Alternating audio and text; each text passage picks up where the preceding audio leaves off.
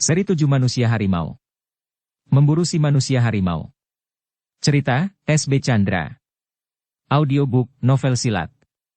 Bab 5, tamat. Mayor Polisi Buang memasuki rumah Kapten Kahar Nasution dengan wajah ceria, seolah-olah bukan dia yang belum lama berselang menaruh kecurigaan besar atas rekan yang setingkat di bawah pangkatnya itu. Sang kapten juga menyambutnya dengan gembira, walaupun ia bertanya pada dirinya apakah yang menyebabkan Pak Mayor ini jadi begitu senang. Sebagai basa-basi Kahar langsung saja berkata, "Saya senang melihat Pak Mayor sangat girang. Tentu ada sebabnya. Tetapi aku tidak bertanya, kalau hal itu merupakan rahasia." "Tidak ada rahasia apa-apa. Hidup kan memang diselang-seling oleh tawa dan air mata," sahut Pak Mayor. "Filsafat hidup yang baik sekali, kalau air mata bisa merubah keadaan yang menyebabkan derayannya." Mayor Polisi Buang tidak menanggapi, walaupun di dalam hati ia mengakui kebenaran kata-kata Kahar. "Aku berharap malam ini kita akan bebas dari misteri yang belum berjawab itu." "Apakah itu suatu misteri Pak Mayor?" tanya Kahar. "Bagiku, ya. Tetapi malam ini akan kita pecahkan. Sang pembunuh akan kita tangkap atau binasakan." "Harimau yang berjalan atas 2 kaki itu?" "Atas 2 dan 4 kaki," kata Mayor Buang menyempurnakan. "Sudah dapat cara menangkap atau membunuhnya?" "Tentu saja. Di dunia ini tidak ada manusia yang begitu pandainya, sehingga tidak ada lagi orang lain yang mengatasinya. Dan orang yang mengalahkannya itu pasti masih dapat pula dikalahkan oleh orang lain. Jadi, di dunia tidak ada yang tak terkalahkan." Lagi sebuah pandangan dan pegangan yang amat tinggi nilainya. Pak Mayor senang mendengar sanjungan Kapten Polisi Kahar. Dia pun merasa dirinya pandai dan hebat. Rupanya pembunuh Pak Maribun itu pengembara yang sudah berkelana sampai ke Jawa. Dari mana Pak Mayor ketahui? Itu masih rahasia. Orang benar selalu akan menang. Kadang-kadang, kata Kapten Kahar melemahkan pendapat atasannya. Mengapa kadang-kadang? Ada orang yang merasa dirinya benar, tetapi sebenarnya tidak benar. Ada orang yang memang benar, tetapi dia kalah juga. Banyak pepatah indah sudah tidak berlaku lagi sekarang. "Mengapa begitu?" tanya Mayor Polisi Buang yang yakin bahwa pada malam itu ia pasti akan menang. "Karena pepatah-pepatah itu buatan orang zaman dulu, yang dalam banyak hal lain dari kita yang hidup di zaman ini. Kita umpamanya, kita penegak kebenaran. Coba kita bicara jujur. Apakah selalu yang benar keluar sebagai yang menang? Apakah bukan yang kuat yang selalu keluar sebagai pemenang? Coba jawab dengan jujur, berdasar kenyataan di sekitar kita. Tanpa mendustai diri sendiri karena seperti sudah membudaya, bahwa dalam banyak hal, dusta, tipu, curi dan rampok bukan apa-apa." Mayor Polisi Buang memandangi bawahannya yang diakui telah berkata benar. Banyak sekali peristiwa yang bukan hanya menyentuh, tetapi bahkan menerjang perasaan keadilan dan kebenaran. Meskipun percakapan mengenai kebenaran dan keadilan yang belum kunjung tegak itu sangat menarik, tetapi Pak Mayor tidak lupa bahwa dia ada pekerjaan yang jauh lebih bermakna daripada sekedar ngomong-ngomong mengenai hal yang masih merupakan mimpi belaka. Ia ingin sekali mengetahui dengan cara yang manakah harimau itu akan tertangkap atau terbunuh. Melalui Raden Sulaiman atau oleh anak buahnya yang melakukan pengepungan dengan senjata api. Ketika tak kurang dari Dinar sendiri yang kemudian keluar mengatakan bahwa santap sederhana telah tersedia, mereka mulai makan. Jangan dikira bahwa hanya Mayor Polisi Buang yang makan dengan pikiran bercabang. Kapten Kahar sendiri pun bertanya-tanya apakah gerangan yang sedang terjadi dengan Erwin. Lalu dengan Sabrina yang cantik itu. Kapten yang cukup ganteng dan belum punya istri itu tertarik oleh pertemuan pertama. Dan wanita cakep dari Sungai Penuh itu bukan pula hanya dihayalkan oleh seorang kapten polisi, tetapi juga oleh Pak Mayor yang ditinggal mati istrinya beberapa tahun yang lalu tanpa anak. Ia tadi melihat sesuatu yang lain pada wajah wanita, suatu kelainan menyenangkan yang jarang tersua pada wajah wanita lain. Atau barangkali sama sekali tidak ada pada wanita lain manapun. Kalau dia berjasa menangkap Erwin yang menurut Sabrina telah membinasakan ayahnya, dia akan punya peluang yang besar sekali untuk disenangi oleh Sabrina. Wanita itu tentu sakit hati pada Erwin yang diketahuinya telah menjahili ayahnya tetapi tidak dapat dilaporkan kepada polisi karena caranya membunuh tidak meninggalkan bukti. Tetapi kalau harimau piaraan Erwin dapat ditangkap lalu kekuatan sihir Raden Sulaiman dapat memaksa dia untuk berkata benar, maka dukun muda yang pandai bersandiwara itu tentu terpaksa mengakui bahwa harimau itu memang miliknya dan bahwa harimau piaraannya pulalah yang telah membunuh Maribun. Semua akan berjalan lancar kalau di dunia ini ada satu kekuatan hendak menangkap atau membinasakan pihak lain, lalu pihak yang akan dilumpuhkan itu pun pasrah saja pada nasib. Tetapi yang jadi kenyataan sama sekali tidak begitu. Pihak yang akan ditangkap atau ditewaskan juga mempersiapkan diri untuk mengelak atau bahkan melawan. Mendadak terdengar suara harimau mengaum. Mayor polisi Buang tersentak seperti disengat kalajengking. Suara itu sangat dekat. Kapten polisi Kahar tak meneruskan suap yang sedang menuju mulut, ia memandang sang mayor yang juga sedang melihat ke arah dirinya. Mayor mengangguk ditiru oleh kapten. Kedua-duanya menggerakkan bibir dengan gaya yang sama. Tandanya berpikir sama dan dibahasakan melalui pandang dan gerak bibir. Tanpa kata. Dinar dan ibunya memandang kedua laki-laki itu tanpa memberi komentar. Kemudian mereka meneruskan makan. Tidak selezat semula. Terutama bagi mayor polisi Buang. Harimau itu begitu dekat. Takkan salah lagi, tentu inilah binatangnya yang menyerang dan membunuh Maribun. Yang meletakkan mayatnya di hadapan pagar pekarangan Buang, agaknya si Erwin yang sangat pandai bersandiwara itu. Tetapi siapapun yang punya harimau dan siapa-siapa pula yang ikut bersekongkol, semuanya pasti akan digulung oleh Raden Sulaiman.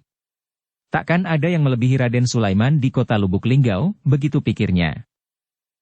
Mayor polisi Buang telah berpesan kepada anak buahnya yang melakukan pengepungan agar benar-benar pasang mata. Jangan sampai kedatangan atau keberadaan harimau piaraan itu tidak kelihatan. Dia pun menjanjikan hadiah lumayan kepada mereka kalau harimau itu sampai tertangkap. Penduduk pasti senang dan memuji polisinya yang memang punya tugas untuk keamanan dan ketertiban. Kini keberhasilan itu jadi kian mutlak, sebab ada faktor lain yang harus dipenuhi. Tuntutan Sabrina dan tertariknya Pak Mayor polisi Buang kepadanya. Sekali lagi harimau itu mengaum. Lebih kuat dari tadi dan terdengar lebih dekat.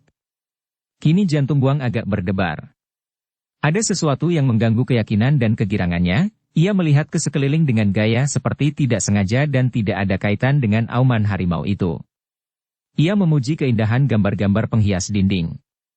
Kalau harimau itu benar-benar sangat dekat dan punya ilmu perabun seperti diceritakan Erwin, maka itu tentu tidak kelihatan. Perasaannya kian tidak enak oleh hayalannya sendiri. Kalau sang harimau sebenarnya sudah duduk di belakangnya, kemudian mencekik dia sebagaimana ia mencekik Maribun, maka ia akan tewas di meja makan itu. Betapa buruk dan ngerinya. Disiksa oleh pikirannya sendiri, Mayor polisi Buang tidak menambah nasi, walaupun semula semua lauk sangat enak, sesuai benar dengan tuntutan lidahnya. Kini semua jadi tidak sedap lagi. Dari teramat enak ke sama sekali tidak enak, hanya dipisahkan oleh hayalan seseorang. Dalam hal begitu, betapa jahatnya berhayal. Celakanya, kalau hati sudah takut, maka hayalan yang menakutkan pun tak dapat ditolak. Sedikit sekali makannya Pak, kata Kapten Polisi Kahar. Kurang enak masakannya. Oh tidak, buru-buru Buang menjawab. Semuanya sangat enak.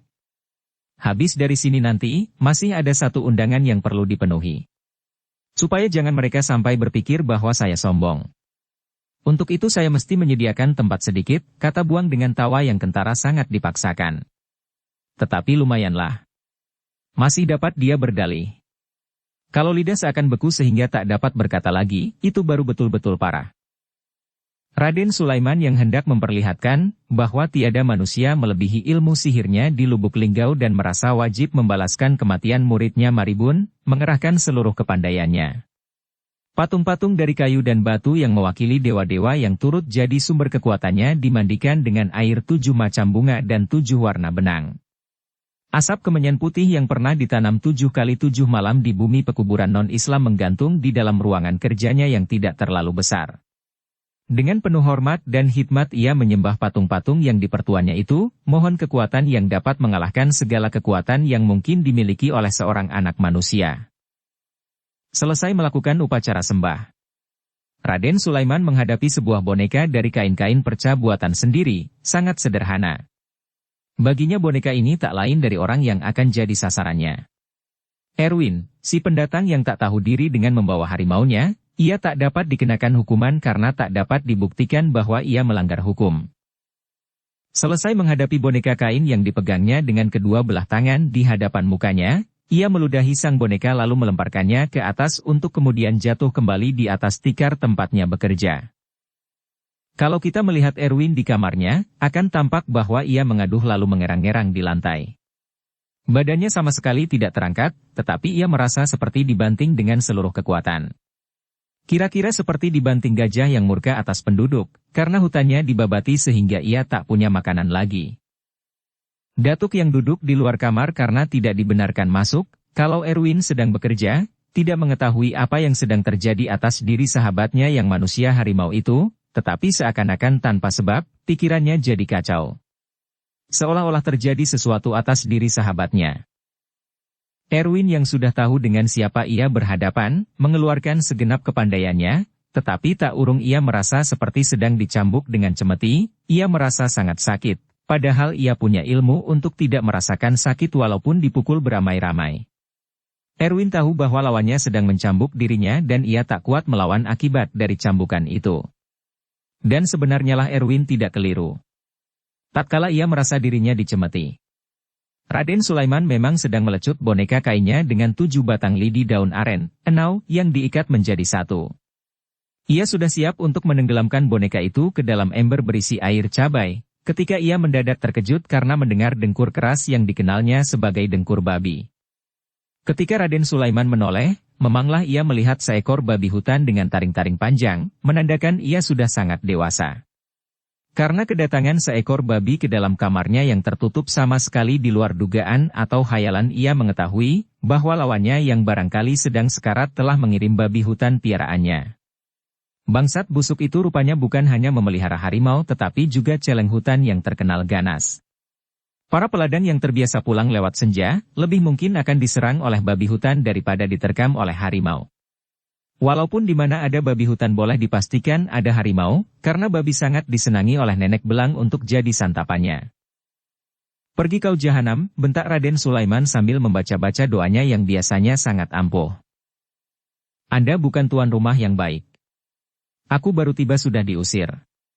Tak menghargai tamu, kata Ki Ampuh dengan nada kelakar. Mendengar babi bicara, Raden Sulaiman segera mengerti bahwa yang punya sangat tinggi dalam ilmu atau babi ini binatang siluman yang setelah selesai dengan maksudnya akan menjadi manusia kembali. Dan Raden Sulaiman bertekad untuk merubah babi ini jadi tikus yang tak punya daya apapun. Jangan, sia-sia maksud Anda mau menikuskan aku, ujar Ki Ampuh. Siapa majikanmu? Tanya Raden Sulaiman. Si bangsat Erwin itu? Anda terlalu sombong penyihir. Mula-mula mengusir aku, kemudian hendak membuat aku jadi tikus dan barusan kau menganggap aku sebagai budak seseorang. Melihat kepandaian si pendatang aneh yang tak diundang dan sangat tidak disukainya itu, Raden Sulaiman berusaha menahan diri. Yang begini lebih baik dilemah lembuti daripada dihina dengan kata-kata kasar. Bagaimana kalau kita bersahabat, sebab tak ada sebab bagi kita untuk bermusuhan. Bertemu pun kita baru sekali ini. Anda dari mana? Tinggal di sekitar sini juga, tanya Raden Sulaiman. Ki Ampuh mengecilkan matanya yang memang sudah kecil itu untuk mengejek Raden Sulaiman yang diketahuinya sedang menjalankan muslihat. Siapa bilang tidak ada urusan di antara kita? Memusuhi Erwin sama artinya menantang aku. Karena dia saudaraku, kata Ki Ampuh, ia bangga mengucapkan kata-kata itu, karena Erwin punya nama dan wibawa. Aku mengusulkan persahabatan. Tetapi walaupun begitu tentu terserah kepadamu. Aku senang dengan kalimat Anda itu. Kita sudah tak mungkin bersahabat. Aku datang untuk bertarung denganmu Raden. Kuharap dapat menewaskanmu yang tak berguna bagi masyarakat. Berbeda dengan Maribun yang muridnya. Raden Sulaiman mempunyai ilmu untuk menghadapi harimau yang belum diturunkannya kepada Maribun. Oleh tenaganya inilah maka Erwin merasa dirinya seperti dibanting-banting, ketika penyihir kawakan itu membanting boneka kain yang telah diludahinya. Dengan peludahan ia menanggalkan ilmu Erwin. Pembantingan dihentikan karena kedatangan babi hutan yang di luar dugaannya. Jiwa Raden Sulaiman tergetar, karena baru kali ini ia menghadapi babi yang tampaknya bertekad untuk bertanding dengan dirinya. "Engkau Raden Sulaiman," katanya kepada dirinya. "Takkan engkau akan sudi digertak atau ditundukkan oleh seekor siluman hina yang babi ini. Kalau hanya babi biasa, dengan memandanginya saja ia akan memperoleh kemenangan. Si babi takkan mampu menghadapinya. Tetapi yang ini pasti bukan babi biasa, ia tahu semua maksud dan apa yang sedang dikerjakan oleh sang penyihir yang tak mau diajak berkompromi itu. Belum pernah menghadapi babi siluman tidak berarti ia pasti kalah, tetapi bagaimanapun ia tidak dapat meramalkan kesudahan dari suatu pertempuran. "Mana rantai keramatmu?" tanya Raden Sulaiman, karena ia tahu bahwa kekuatan babi siluman biasanya terletak pada rantai yang selalu dibawanya kemana-mana. Tanpa rantai, seekor babi hutan yang bukan babi biasa tidak akan mempunyai tenaga gaib. "Tertinggal di rumah," sahut Ki Ampuh. "Tetapi baiklah kukatakan terus terang, bahwa aku tidak memerlukannya. Aku tidak mengandalkan rantai yang hanya benda mati, kawan. Aku mau membinasakanmu dalam suatu perkelahian yang sportif. Sama-sama bertangan kosong. Aku sekarang mengharapkan hujan dan kita bertarung di pekarangan rumahmu, supaya meninggalkan bekas yang akan jadi pembicaraan masyarakat selama berhari-hari. Kau usahakanlah membunuh aku, supaya bangkaiku tergeletak di lumpur, difoto oleh para reporter yang ada di sini. Aku tahu kau kebal senjata tajam dan peluru Raden. Aku tak tahu apakah kau juga kebal terhadap taring-taringku." Raden Sulaiman geram mendengar kesombongan sang babi, tetapi di samping itu ia juga agak lega. Kesombongan bicara biasanya hanya dilontarkan mereka yang tak seberapa ilmunya. Kira-kira si penantang ini pun semacam itulah. Hanya besar mulut. Pemilik ilmu tinggi biasanya merendahkan diri. "Siapa namamu binatang haram?" tanya Raden Sulaiman. "Ki Ampuh, Raden. Bisa berjalan di atas air," katanya menyombongkan diri. Padahal ia berjalan di atas air karena kebolehan Datuk Nan Kuniang ketika ia bersama Jalubuk dan Erwin dulu dibawa merantau ke Sumatera. Bagi pembaca yang telah mengikuti kisah Ki Ampuh dengan berbagai petualangannya, keangkuhan makhluk berilmu ini bukan hal yang baru. Kesombongan itu telah berkali-kali harus ditebusnya dengan kekalahan, tetapi dasar dia memang tebal muka, sifat buruknya tidak pernah hilang dari dirinya, walaupun dia telah berubah jadi binatang berderajat sangat hina setelah dimakan oleh sumpahnya sendiri. "Dari siapa Anda mengetahui namaku?" tanya Raden Sulaiman. "Nama penyihir terkenal sampai ke Jawa. Lagi pula aku tidak akan mendatangi seseorang sebelum aku melakukan penyelidikan tentang dirinya. Dan aku tidak akan melangkahkan kaki kemari, kalau Anda tidak berniat mau menjahili sahabat yang sudah menjadi saudaraku itu." Hati Raden Sulaiman yang semula senang sekali karena dikatakan terkenal sampai ke Jawa, kemudian jengkel lagi mendengar keangkuhan Ki Ampuh yang senang menunjukkan kehebatannya.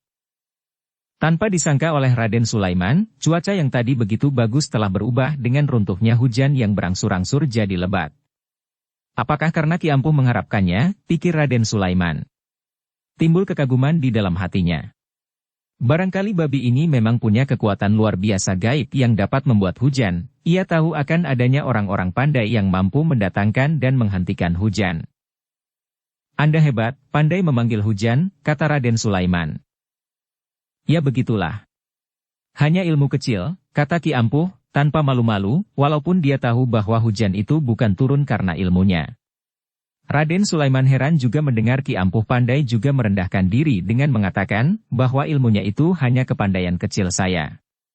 Dia lebih heran ketika babi itu berkata, "Aku tahu Raden punya kepandaian yang jauh di atasku. Hujan itu turun karena Anda tidak membendung ilmuku. Kalau Anda pasang penangkal ilmuku yang hanya secuil itu pasti hujan itu takkan turun." Babi ini menyindir, atau betul-betul menyangka bahwa Ki Ampuh sanggup menggagalkan ilmunya kalau ia mau.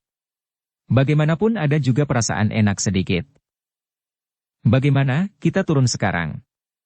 Supaya Anda lekas membinasakan aku, atau aku yang menewaskan Raden. Sama-sama keluar hidup dalam keadaan luka-luka takkan mungkin. Apalagi di Lubuk Linggau yang amat kecil ini. Sudah tentu tidak cukup ruangan untuk kita berdua," ajak Ki Ampuh. "Sayang, salah satu di antara kita harus tewas. Padahal kita mempunyai kelebihan dari makhluk lain," kata Raden Sulaiman. "Hendaknya Andalah yang menang, sebab Anda manusia yang dapat bergaul dengan sesama manusia. Dapat menikmati hidup, Sedangkan aku, hanya babi yang takkan bisa bermasyarakat dengan manusia. Sayang, kalau Anda tak dapat membunuhku, karena aku akan terpaksa menamatkan riwayat Anda, demi sahabatku si manusia harimau. Anda harus melihatnya waktu dia mengharimau. Raden Sulaiman bertanya, apakah dia berjalan atas dua kaki tatkala menjadi harimau? Berapa banyak harimau yang dikuasainya? Tanyanya. Dia sendiri sudah manusia harimau. Semua harimau di rimba takluk di bawah kekuasaannya. Dia dapat memanggil mereka dan memerintahkan apa saja. Dialah manusia yang harimau, yang raja dari seluruh harimau. Ki Ampuh senang menghebatkan diri sahabatnya itu. Aku ingin bertemu dengannya ketika ia mengharimau. Aku khawatir, sudah tidak ada tempo Anda untuk itu, kata Ki Ampuh sambil tertawa mengejek. Babi siluman ini mempunyai multisifat, pikir Raden Sulaiman. Angkuh, sinis, tahu diri, takabur tetapi juga punya kesetiaan besar terhadap kawan. Ketika hujan turun, Mayor Polisi Buang menjadi gugup. Ia teringat kepada Maribun yang pergi dari rumahnya dalam keadaan hujan bersama seorang manusia dan satu makhluk berkaki dua, kaki harimau. Erwin tidak turut hadir makan bersama mereka. Pada hari syukuran begitu sepantasnya Erwin turut hadir. Bukankah dia yang telah mengobati dan menyembuhkan Dinar? Oleh hal itu Mayor Buang yang menaruh curiga kian besar terhadap diri Erwin bertanya pada dirinya, apakah di waktu hujan ini ia ke rumah Raden Sulaiman dan melakukan apa yang mungkin dilakukannya pada malam hujan serupa ini terhadap diri Maribun? Tak kuat menahan keinginan tahu. Mayor itu bertanya, kemana Erwin, mengapa tidak diajak serta? Oleh Kahar diterangkan, bahwa ia memang sengaja tidak mengajaknya dalam pemanjatan doa syukur itu, karena hendak membuka kesempatan kepada atasannya itu dalam menjalankan usahanya menangkap pembunuh Maribun. Apakah aku boleh bertemu dengannya, kalau ia ada di rumah sekarang? Tanya Mayor Buang. Kapten Polisi Kahar terkejut tak menyangka akan dapat permintaan seperti itu. Tetapi dia menyatakan bahwa Erwin tentu akan senang sekali bila merasa diperhatikan oleh seorang berpangkat seperti Pak Mayor. Kahar segera pergi ke kamar Erwin yang terletak di luar bangunan utama. Yang demikian atas permintaannya sendiri. Menolak tinggal di sebuah kamar yang letaknya di sebelah kamar tidur Erwin yang tersedia untuk tamu-tamu yang masih keluarga atau tamu yang dihormati. Melihat Datuk duduk di sebuah kursi di luar kamar. Kahar menduga dengan benar bahwa orang kelihatan kampungan tetapi berilmu tinggi itu sedang mengerjakan sesuatu. Datuk menceritakan bahwa tadi ia mendengar suatu suara agak kuat, tidak tahu suara apa, tetapi kemudian keadaan terus senyap, ia meminta agar Kahar mengetuk pintu, karena ia curiga. Erwin tentu sedang bertarung dengan lawannya. Bagaimanapun kuatnya seseorang kita tidak dapat memastikan bahwa ia menang, karena selalu saja ada seseorang yang kemudian ternyata mempunyai kelebihan. Kalau tidak dalam semua, maka di dalam satu atau dua hal. Dan kelebihan yang sedikit itu justru yang kadang-kadang tidak bisa dihadapi oleh seseorang yang punya banyak ilmu. Dalam dunia ilmu gaib dan mistik tidak ada juara. Mungkin ada dukun atau penyihir yang terkenal sebagai yang paling hebat di kampungnya atau di daerah yang terbatas. Tetapi pasti tidak dapat dikatakan begitu, kalau sudah meliputi sebuah kawasan luas. Kabupaten, provinsi apalagi sebuah pulau besar atau negara. Kapten Kahar mengetuk pintu pelan-pelan, karena dia punya kekhawatiran seperti yang dirasakan Datuk. Tidak ada sahutan Kapten Kahar mengetuk lagi pelan-pelan yang disambut oleh suara lemah dari dalam. Setelah menyebutkan nama, Erwin memintanya supaya masuk.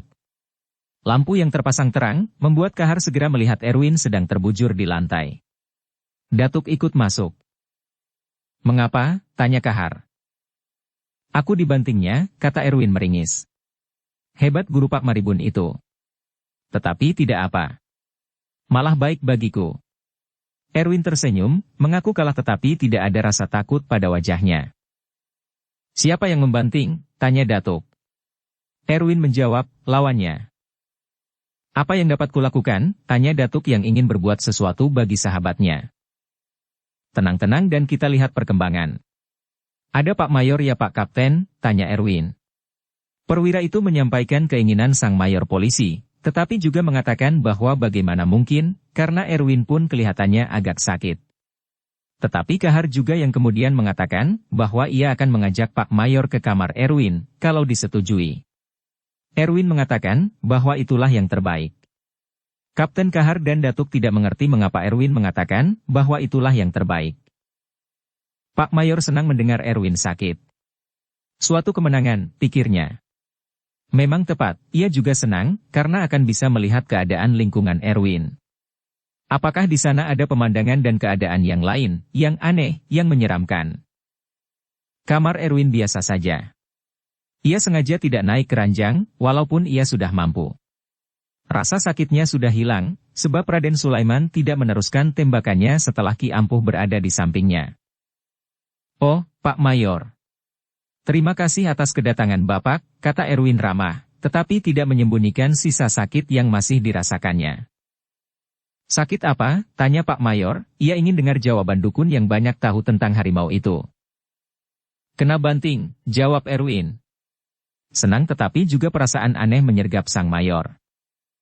"Banting bagaimana? Siapa yang banting? Ada penjahat masuk?" "Tidak Pak Mayor. Dibanting orang pandai itu. Guru Pak Maribun, yang mungkin punya sangkaan atas diri saya." Mendengar jawaban polos tetapi juga memperlihatkan bahwa Erwin mengetahui banyak tentang apa yang tidak diduga Mayor Buang, perwira yang sedang mengatur pengepungan di seputar rumah Erwin, terdiam. Dia terperanjat dan merasa mukanya pucat, ketika Erwin bertanya, apakah Mayor Buang sedang melakukan pengepungan atas rumah Kapten Kahar untuk menangkap si harimau. Ia sengaja menyebutkan, rumah Kapten Kahar, untuk menimbulkan reaksi yang lebih baik atas diri orang itu. "Saudara Erwin mau menolong?" tanya Mayor Polisi Buang. "Menolong bagaimana? Badan saya masih sakit-sakit oleh bantingan Raden Sulaiman." Kapten Kahar sesekali mengerling ke arah Buang untuk melihat bagaimana sikapnya. Sesekali mata mereka bertemu, sehingga Mayor Polisi Buang merasa kurang enak. Tetapi ia coba menyembunyikan dengan pernyataan ingin kenal lebih dekat dan kalau boleh belajar dari Erwin. Dikatakannya, bahwa ilmu itu pada waktu-waktu tertentu mungkin perlu bagi seorang perwira polisi. Sekurang-kurangnya tidak ada ruginya, kata Mayor Polisi Buang.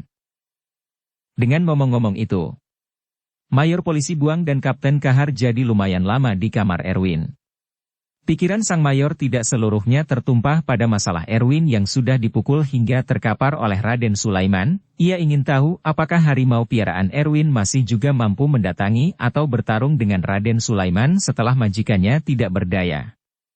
Kalau Erwin yang jadi harimau, maka sudah pasti tidak bisa keluar. Dia ada di depan Buang. Oleh perkiraan inilah, maka Mayor Polisi Buang terkejut tidak kepalang tanggung, ketika ia mendengar beberapa letusan yang keluar dari senapan anak buahnya. Jika begitu harimau itu toh ada. Matikah dia? Apa itu? Tanya Pak Mayor yang agak bingung. Anak buah Bapak barangkali. Bukankah mereka diperintahkan mengintai dan menangkap sang harimau, kata Erwin lemah. Sesakit itu dia, masih juga mampu menyindir seorang perwira menengah polisi. Mulai bertanya Mayor Polisi itu kepada dirinya, apakah mungkin Erwin sama sekali tidak terlibat. Dan bahwa dia sebenarnya tidak punya pertahanan hebat, sehingga dapat dibanting dari jauh oleh Raden Sulaiman. Lalu yang menghitam dan kemudian memerah-darahkan air dalam mangkuk Raden Sulaiman siapa? Mayor Polisi itu bangkit, karena tahu bahwa anak buahnya tentu akan melapor, ia sangat ingin tahu, tewaskah harimau itu? Seorang pembantu letnan yang mengepalai regu itu sudah berada di luar pintu rumah Kapten Kahar. Melihat komandannya datang, ia yang bernama Mat Amin memberi hormat, siap melapor. Tetapi baru saja ia memulai. Pak Mayor sudah lebih dulu bertanya, apakah harimau itu tertangkap mati hanya luka-luka ataukah sempat melarikan diri. Dia juga berkata, kalau ia lari, katakan saja lebih dulu, jangan belakangan baru dikatakan bahwa harimau itu melarikan diri.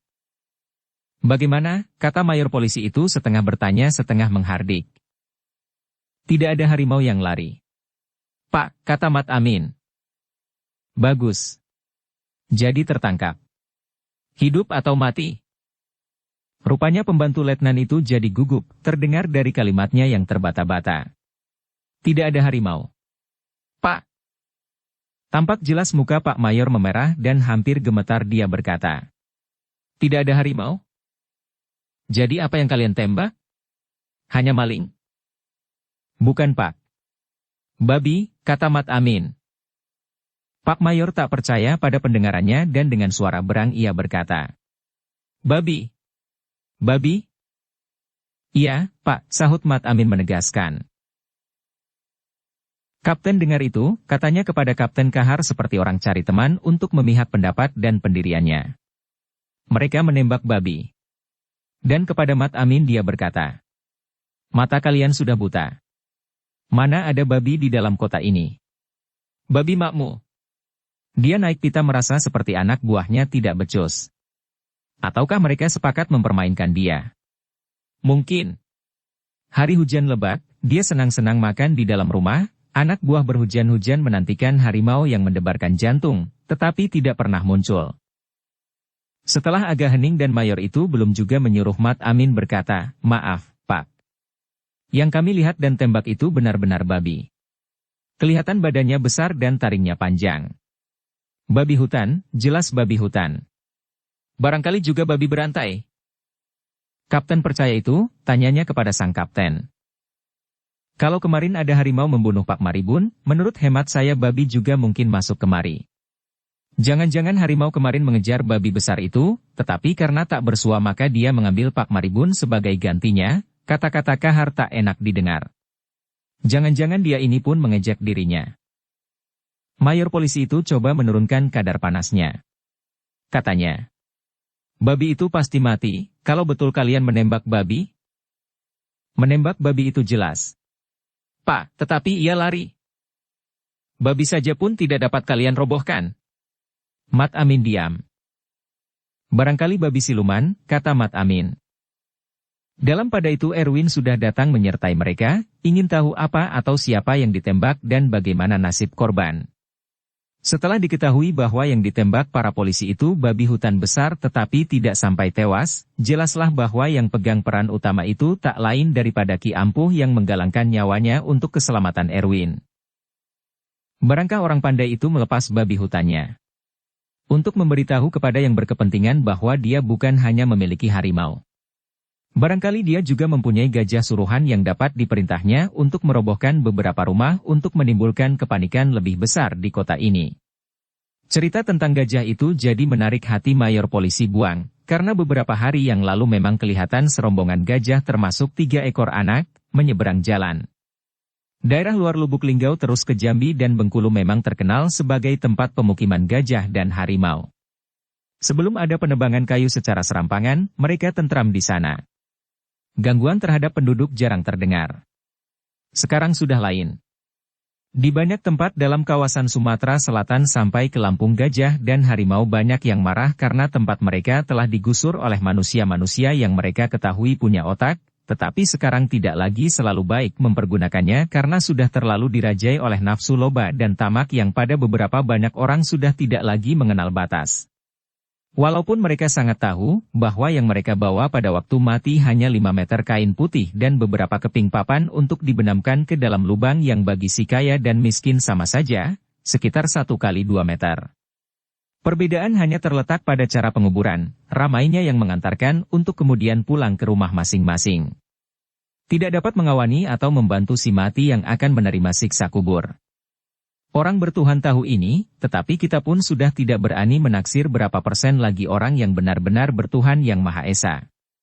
Dalam praktek, dalam amalan. Kalau sekedar ngomong sih gampang, semua juga ngaku berketuhanan yang Maha Esa. Setelah memerintahkan para pengepung untuk kembali ke markas, mayor polisi itu bertanya kepada Kapten Kahar apakah ia tidak ingin berkenalan dengan orang yang kata Erwin tadi telah membantingnya. Kapten itu sangat menerima baik ajakan itu, karena dia juga ingin mendengar suara dan kata-kata orang sangat hebat itu. Kalau seorang pandai dapat membanting musuhnya dari jauh yang hasilnya sama saja kalau dia membanting secara yang biasa, tentunya orang itu hebat sekali. Hujan hanya tinggal gerimis. Kedua perwira itu berangkat menuju rumah Raden Sulaiman dengan menumpang jeep yang digunakan Pak Mayor. Hebat sekali kawan Pak Mayor itu, kata Kapten Kahar. Mengapa Erwin tadi tidak diajak, supaya minta damai dengan orang yang sudah terang punya kepandaian jauh di atas dirinya? Betul juga, aku tadi tidak ingat. Setelah dekat dengan rumah Raden Sulaiman, terdengar suara tangis seperti meratap. Tangis khas terhadap orang kesayangan yang mendahului, meninggal. Di depan rumah ada beberapa orang memandangi sesuatu yang belum jelas. Jantung Mayor Buang berdebar. Siapa yang dapat kecelakaan? Tak mungkin Raden Sulaiman. Mungkin anaknya atau salah seorang anggota keluarga yang lain. Tetapi setelah turun dari jeep dan mendekati orang-orang itu jelaslah bahwa yang mati bukan lain daripada Raden Sulaiman. Mayatnya belum diangkat atas nasihat beberapa orang agar diperiksa oleh polisi lebih dulu. Kejadian ini mirip dengan apa yang telah menimpa diri Maribun. Bedanya hanya yang memangsa. Kalau Maribun dibunuh harimau dengan cekikan, maka yang gurunya ini ditewaskan dengan serudukan taring. Jelas benar kelihatan. Ada beberapa luka yang sampai mengoyak dagingnya. Di paha, di perut, dirusuk. Juga di dada. Rupanya mereka bergelut. Yang paling aneh adalah tusukan taring pada lehernya. Kuku harimau yang menyebabkan kematian Maribun. Sekarang tampaknya taring yang membawa maut bagi Raden Sulaiman. Melihat jejak-jejak yang kelihatan jelas di tanah yang becek itu, lawan Raden Sulaiman adalah seekor babi hutan. Kalau bertaring sekuat dan sepanjang itu pastilah babi hutan yang sangat besar. Semua ini sedikit pun tidak diduga oleh Mayor Polisi Buang. Dia hanya memperhitungkan harimau, entah harimau apa. Bisa harimau liar, bisa harimau piaraan, bisa juga harimau manusia atau manusia harimau. Mengapa jadi babi yang menewaskan Raden Sulaiman? Ia juga malu kepada dirinya sendiri, karena ia tadi tidak percaya kepada laporan pembantu Letnan Polisi Mat Amin. Dia malah menghardiknya sebagai orang yang tidak punya mata. Karena polisi memang sudah dipanggil, maka tak lama kemudian mereka datang. Melihat Mayor Polisi Buang sudah ada di sana. Begitu pula Kapten Kahar, ia sendirilah yang yakin bahwa Erwin tidak terlepas dari kejadian ini. Tetapi dari manakah datangnya babi itu? Apakah piaraan Erwin pula? Yang turun langsung ke lapangan untuk menyelamatkan majikannya yang dibanting dari jauh oleh orang pintar itu? Sangat ajaib. Kapten. Selama saya jadi polisi belum pernah mengalami yang begini. Membaca cerita begini pun saya tidak pernah. Andai kata ada buku yang berkisah begini saya tidak akan percaya. Sekarang saya sendiri mengalami. Rupanya segala macam mungkin saja terjadi di atas dunia ini. Memang begitu. Mayor, kata Kapten Kahar. Bukankah ia maha kuasa dapat menciptakan atau melakukan apa saja dengan kekuatan yang tiada terbatas? Sebetulnya saya sangat ingin tahu, dari manakah atau milik siapakah babi ini? Mengapa bukan harimau ajaib itu yang menghadapinya? Mungkinkah sahabat kapten itu? Di belakang rupanya yang tidak meyakinkan apa-apa, tersembunyi berbagai ilmu yang kita tidak mengerti. Dalam 3 hari ini kita sudah melihat 2 kejadian yang amat mengherankan. Apakah antara kedua kejadian ini ada kaitan? Saya tidak membela. Tetapi saya rasa Erwin tidak mungkin. Bukankah kita lihat dia di rumah dan dia sendiri mengakui bahwa dia telah dibanting oleh Raden Sulaiman, kata Kahar. Aku tidak menuduh dia, tetapi apakah tidak mungkin semua ceritanya tentang dibanting itu hanya suatu muslihat tinggi dari orang sangat lihai, kata Mayor Polisi Buang. Ya, bisa jadi. Apa pendapat Pak Mayor tentang jejak-jejak babi dan babi hutan besar yang dilaporkan oleh para pengepung yang dipimpin Mat Amin? Buang diam. Kemudian mengatakan juga, tidak punya pendapat apa-apa tentang itu. Setelah diperiksa di tempat kejadian, mayat Raden Sulaiman dikirim ke rumah sakit. Guna diperiksa secara ilmiah, benarkah dia diseruduk babi hutan? Pada keesokan paginya ada orang melihat kuburan yang dibongkar. Kebetulan kuburan Maribun yang baru beberapa malam di dalam perut bumi dari mana dia semula berasal.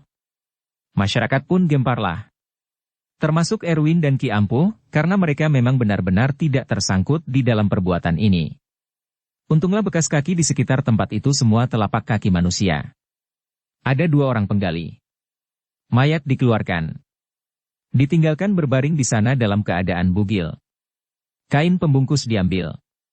Rambutnya juga diambil, sehingga mayat itu gundul. Hampir semua mulut mengatakan bahwa yang bongkar pasti orang-orang yang sedang menuntut ilmu dan kata putus harus dengan syarat rambut dan kain kafan mayat orang berilmu yang masih baru. Mungkin pembongkaran itu terjadi pada waktu Raden Sulaiman bertarung dengan Ki Ampuh, yang ternyata tak dapat ditewaskannya. Sesuai dengan janji, maka Raden Sulaimanlah yang binasa. Keluarga Raden Sulaiman geger dan bingung setelah mengetahui makam Maribun dibongkar dan mayatnya digunduli. Mereka sangat khawatir. Raden Sulaiman akan menerima nasib yang sama, sebab yang dibongkar para penuntut ilmu hitam itu hanyalah kuburan orang-orang berkepandaian tinggi. Mayat biasa ada juga yang dibongkar. Hanya untuk ilmu pekasih. Tanpa menyiksa mayat yang sudah dikubur pun orang dapat menuntut ilmu pekasih untuk dikasihi oleh hampir semua orang. Hanya orang yang mempunyai ilmu yang sama tak dapat ditundukkannya. Pada pagi itu juga Ki Ampuh mendatangi Erwin di kamarnya tanpa dilihat oleh siapapun. Untuk itu ia tidak usah khawatir ia tidak akan tampak oleh mereka yang ingin dihindarinya. Kau hebat Ki Ampuh. Tanpa kau aku tentu sudah tiada, ia punya kepintaran tinggi. Erwin lalu menceritakan apa yang dialaminya pada malam yang lalu. Pada ujungnya ia bertanya di mana Sabrina. Ki Ampuh menggoda. Katanya Erwin masih cinta kepada Sabrina. Dan Erwin tidak mengelak walaupun tidak mengiyakan. Ki Ampuh menceritakan bahwa menurut Sabrina, Mayor Polisi Buang juga seperti ada perhatian lain terhadap dirinya. Apa kata Ina? Tanya Erwin. Jawab Ki Ampuh, katanya Mayor itu ganteng juga. Semenjak ditinggalkan istri ia menduda. Untuk nanti dibunuhnya, kalau ia bosan atau benci, kata Erwin. Lebih baik kau ambil dia. Kalian berdua pasti cocok, kata Ki Ampuh yang mengetahui cinta kasih yang pernah ada di antara dua makhluk yang sama-sama punya harimau di dalam diri mereka. Erwin lalu bercerita tentang Meilan. Dia berjanji untuk kembali dan mengambilnya. Tetapi Sabrina kemari karena kau Erwin. Ia ingin kau selamat dan sudah mengatakan bersedia tinggal di kampung kecil saja meneruskan dan menamatkan hidup yang tidak seberapa panjang ini. Erwin tidak memberi reaksi. Meskipun pada hari-hari pembuatan riwayat hidupnya di Lubuk Linggau terjadi bencana-bencana yang menyangkut dirinya, pikirannya selalu dimasuki Meilan. Kalau semula ia hanya kasihan kepadanya, kini sudah tidak hanya itu saja lagi. Ia merasa adanya alasan yang layak untuk membahagiakan gadis itu dengan mengawininya. Memang rasa sayang itu tidak mulus begitu saja. Ia masih dihantui pula oleh tanda tanya, apakah benar ia dapat membahagiakan anak bercampur darah asing itu? Apakah benar? Ataukah hanya kebahagiaan sementara untuk kemudian dirusak oleh bencana yang tidak terbayangkan sekarang, tetapi selalu menyelingi hidupnya? Lubuk Linggau membawa lebih banyak bencana daripada kota-kota besar yang sudah pernah dikunjungi. Dijahili, dikepung dengan satu tujuan. Menangkap hidup atau menembak mati dirinya. Dia mengobat hati dengan adanya beberapa orang yang dengan izin Tuhan dapat disembuhkannya. Ia meninggalkan kota Lubuk Petaka itu ke Palembang. Tidak seperjalanan dengan Sabrina dan Ki Ampuh, tetapi setujuan dan sesuai mufakat. Yang ditinggal antara lain dua keluarga penyihir yang berurai air mata dengan hati dendam, mayat sahabat seperjalanan Sultan Mangkuto dan Dinar yang menanggung cinta tak bersambut.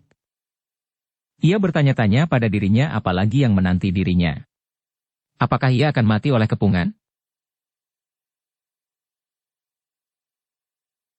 Sebagian perjalanan ke Palembang ditempuh Erwin dan Datuk dengan jalan kaki. Bukan karena tiada biaya, tetapi untuk selalu mendekatkan diri dengan alam. Selama perjalanan mereka makan di warung-warung kecil. Beberapa kali bertemu dengan binatang rimba, tetapi tak ada yang mengganggu. Ada induk harimau yang menyeberang jalan dengan dua anaknya. Yang amat mengesankan dan menyenangkan adalah melihat persahabatan antar hewan. Dua ekor harimau dewasa jalan seiring dengan seekor gajah besar yang taringnya sedikitnya sudah 1 meter panjangnya. Ada gambar-gambar di dalam buku memperlihatkan pertarungan antara gajah dengan harimau. Mati-matian. Masing-masing punya senjata ampuh untuk menyerang dengan tujuan menewaskan mangsanya. Tetapi sepasang harimau dan gajah besar mungkin gajah tunggal ini jelas sangat bersahabat dan akrab. Mereka bukan sekedar berlainan suku. Mereka berlainan jenis, tetapi bermukim di dalam satu wawasan. Persamaan tempat bisa juga membuat mereka bersahabat.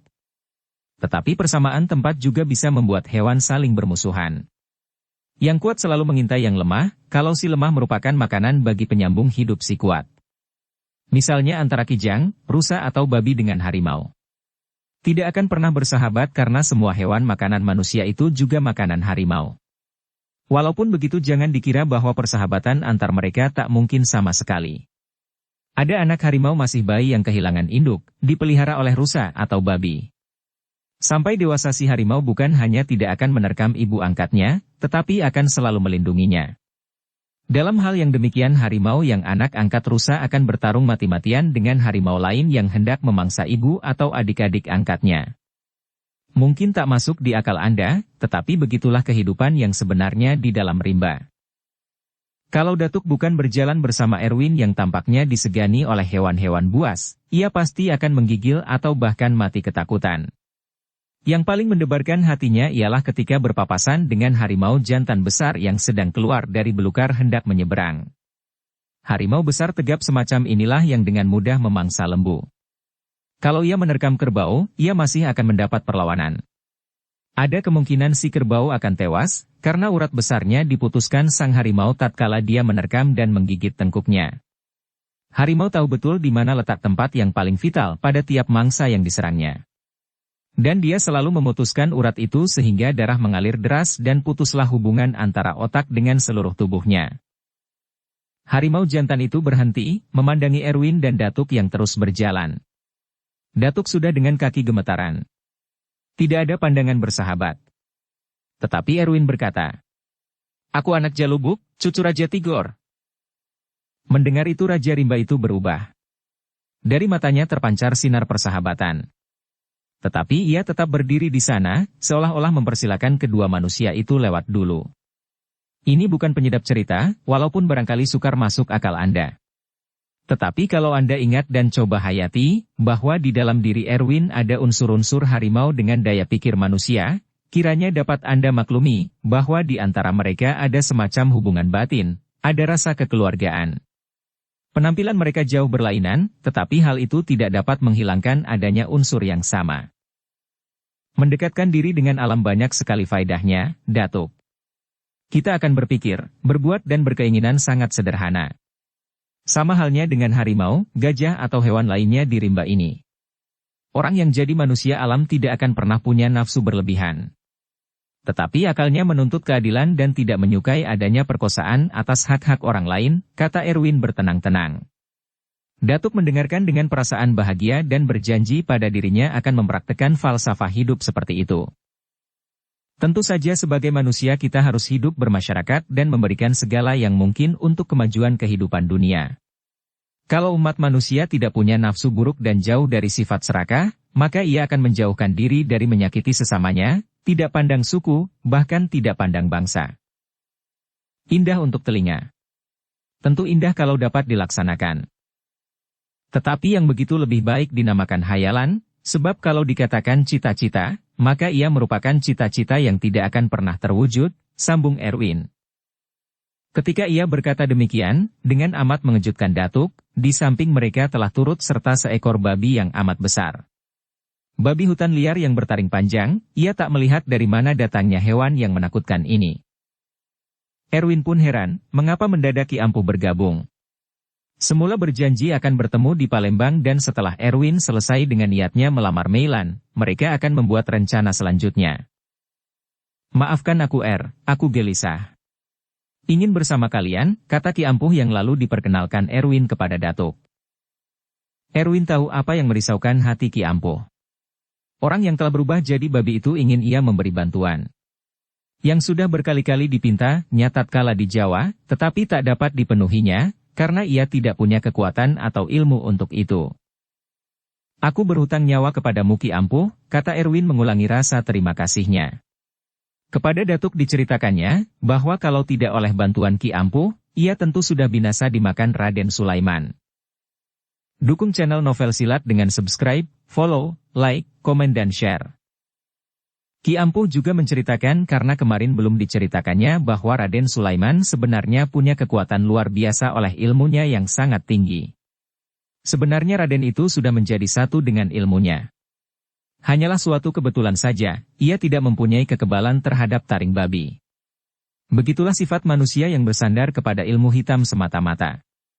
Bagaimanapun hebatnya, pasti punya satu atau dua kelemahan. Raden Sulaiman kebal hampir sempurna. Jelaslah bahwa Raden Sulaiman dapat membinasakan Erwin andai kata manusia harimau itu menghadapinya sebagaimana ia mendatangi Maribun beberapa waktu yang lalu. Penyihir itu punya ilmu yang jarang dimiliki orang pintar lain, melihat dalam keadaan tidur. Ada kepandaiannya yang tidak dimiliki Erwin. Dia sendiri pun tidak seperti Erwin, sebab dia manusia biasa, sementara Erwin bukan.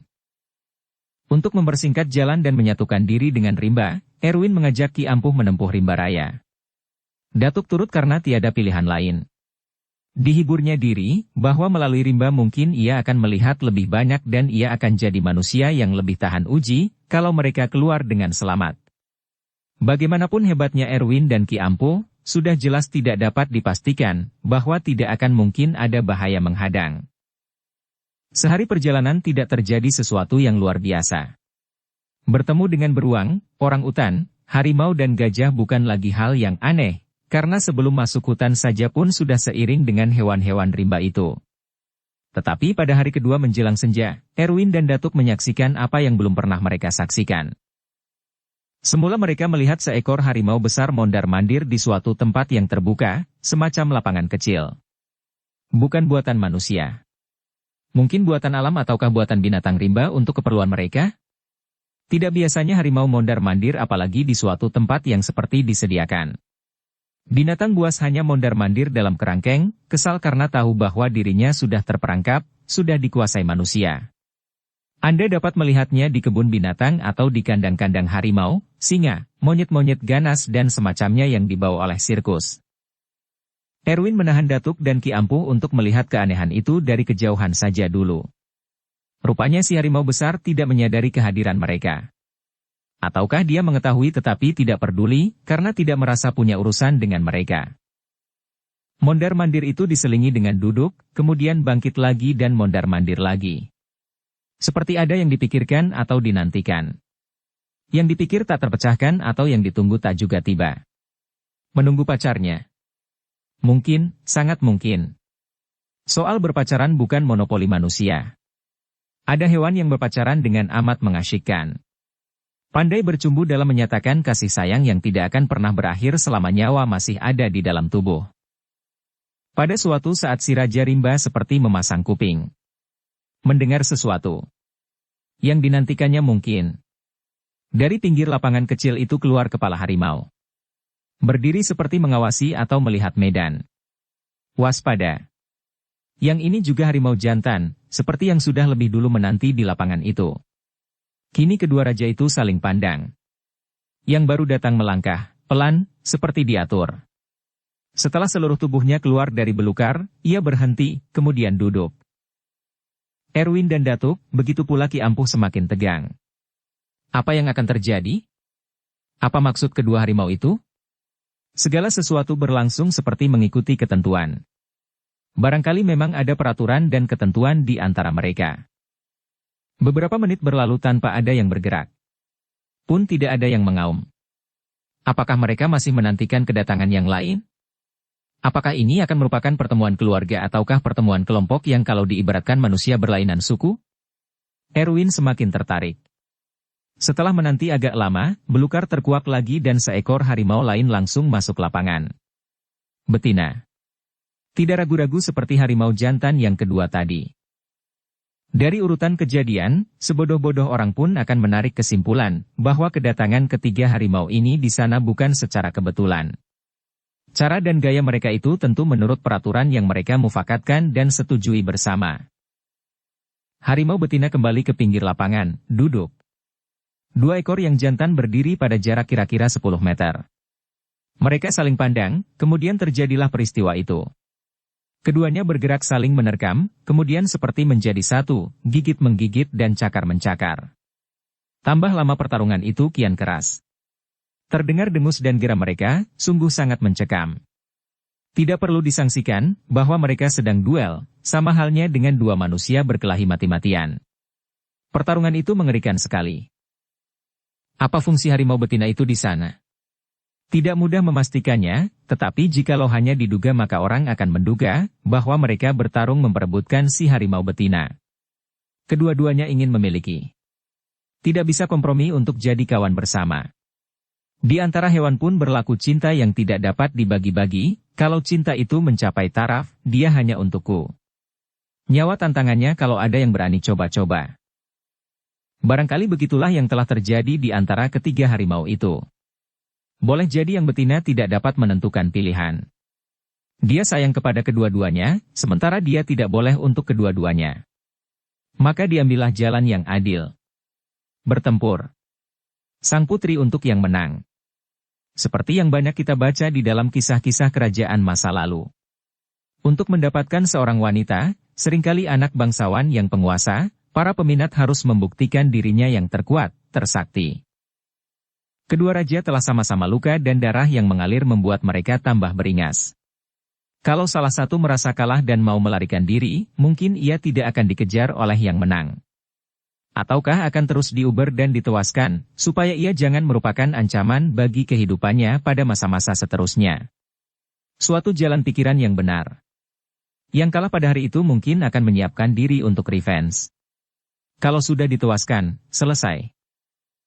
Tetapi pergumulan yang sangat menegangkan itu perlahan-lahan mengendur juga, sebab kedua-duanya kehilangan dan kehabisan tenaga mereka.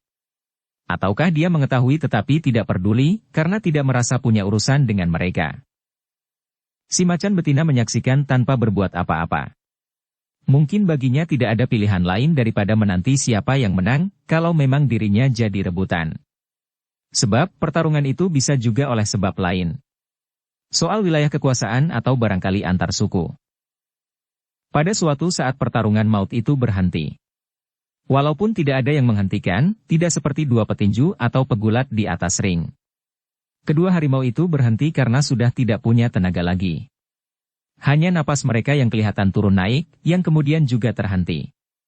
Tiada lagi napas, karena nyawa telah keluar dari tubuh mereka yang tadinya tegap kuat. Tiada yang menang. Kedua-duanya kalah. Tewas. Harimau betina itu bergerak perlahan-lahan, menciumi kedua raja yang telah mati. Kemudian ia berlalu dengan langkah gontai. Walaupun begitu tidak dapat dipastikan apakah kedua raja rimba itu tewas memperebutkan dia atau ada sebab-sebab lain yang harus diselesaikan dengan duel gaya manusia itu. Erwin, Datuk dan Ki Ampu meneruskan perjalanan. Beberapa hari kemudian baru tiba di kota Palembang. Ki Ampuh jalan bersama tanpa terlihat oleh siapapun karena ia memakai ilmu perabun yang juga dimiliki oleh sang manusia harimau. Setelah membersihkan diri dan mengenakan pakaian rapi, Erwin bersama Datuk mengunjungi rumah Meilan untuk menemui gadis itu, menyatakan penyesalan dan melangsungkan lamaran resmi. Tetapi rupanya ia terlambat. Meilan telah tiada. Meninggalkan dunia bersama cintanya. Erwin kesal dan menyesal. Mengapa dia terlambat?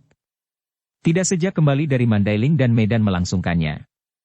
Waktu itu Meilan yang cantik dan baik masih segar bugar. Yang pertama-tama dikerjakan setelah mengetahui kematian Meilan adalah ziarah ke makamnya.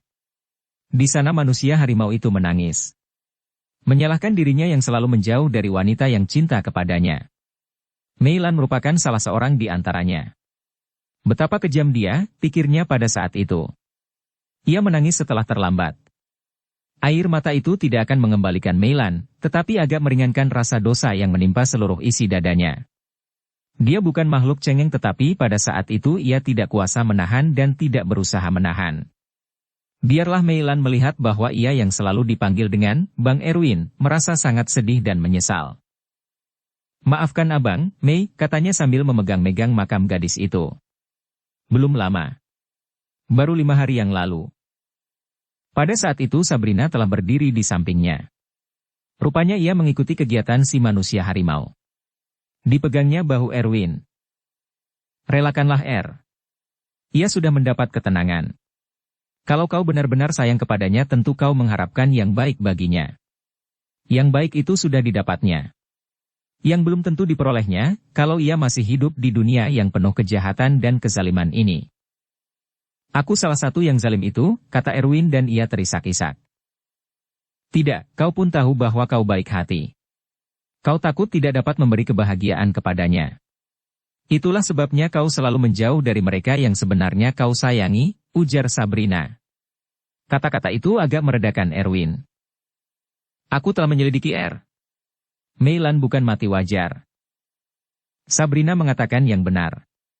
Kalau dulu ia pernah sakit hati karena buatan orang kaya yang ditampik cintanya, disembuhkan oleh Erwin, maka sekarang ia diterjang kejahilan semacam itu lagi.